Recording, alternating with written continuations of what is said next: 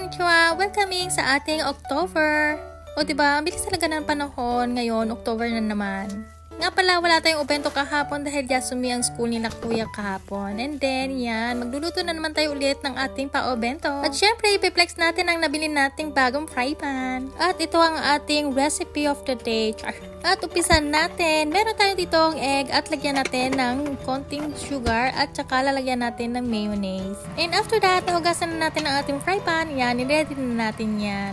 Ipiprito lang natin to parang hamburger. Ayan, balibalitan natin. After that, lagyan natin ang ating tamagoyaki. So, ilalagay natin dun sa kabila. O diba, medyo mabilis-bilis na tayong gumawa ngayon kasi meron na tayong mga tibay-tibay ng ating fry pan na pa-arte-arte dyan. Yun nga lang, medyo lumakas ang aking apoy kaya ayan, medyo siya nasunog. Pero carry lang yan. O diba, meron tayong tamagoyaki. Kailangan lutuin lang talaga natin sa low heat para hindi siya masunog. O diba, napakasimple lang ng ating obento of the day. At meron na rin ako napainit na koroke na corn. So, ayan na nga ating menu. After that, lagyan na natin ang ating rice.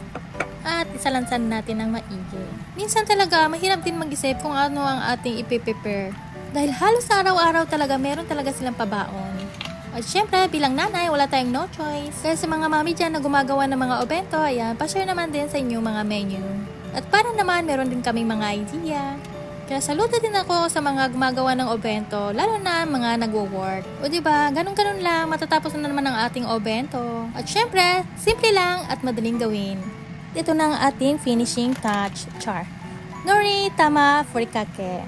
O ayan, medyo napadami ko pa nga. At wala, ito ng ating obento of the day. O diba, simple lang, siksik, ligat, umaapon na pagmamahal, char.